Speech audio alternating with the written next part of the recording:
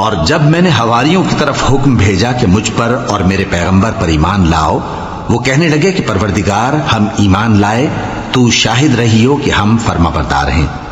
وہ قصہ بھی یاد کرو جب حواریوں نے کہا کہ اے عیسیٰ ابن مریم، کیا آپ کا پروردگار ایسا کر سکتا ہے کہ ہم پر آسمان سے کھانے کا خوان نازل کرے؟ فرمایا اگر ایمان رکھتے ہو تو اللہ سے ڈرو۔ وہ بولے کہ ہماری یہ خواہش ہے کہ ہم اس میں سے کھائیں اور ہمارے دل تسلی پائیں اور ہم جان لیں کہ آپ نے ہم سے سچ کہا ہے، اور ہم اس خوان کے نزول پر گواہ رہیں۔ تب عیسیٰ ابن مریم نے دعا کی کہ اے ہمارے پروردگار، ہم پر آسمان سے خوان نازل فرما کہ ہمارے لیے وہ دن عید قرار پائے، یعنی ہمارے اگلوں اور پچھلوں سب کے لیے، اور وہ تیری طرف سے نشانی ہو، اور ہمیں رزق دے، اور تو بہترین رزق دینے والا ہے۔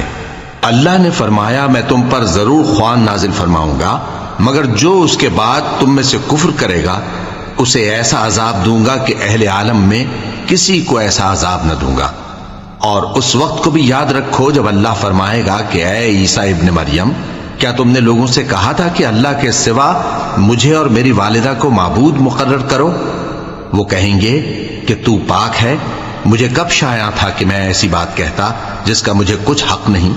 اگر میں نے ایسا کہا ہوگا تو تجھ کو معلوم ہوگا، کیونکہ جو بات میرے جی میں ہے تو اسے جانتا ہے، اور جو تیرے جی میں ہے اسے میں نہیں جانتا۔ بے شک تو علام الغیوب ہے۔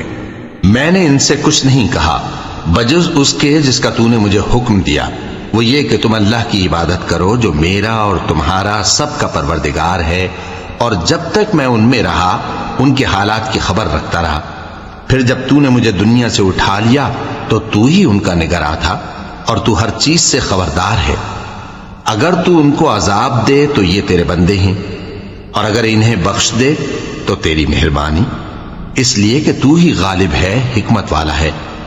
اللہ فرمائے گا کہ آج وہ دن ہے کہ سچوں کو ان کی سچائی ہی فائدہ دے گی۔ ان کے لیے باغ ہیں جن کے نیچے نہریں بہہ رہی ہیں، ہمیشہ ہمیشہ وہ ان میں بستے رہیں گے۔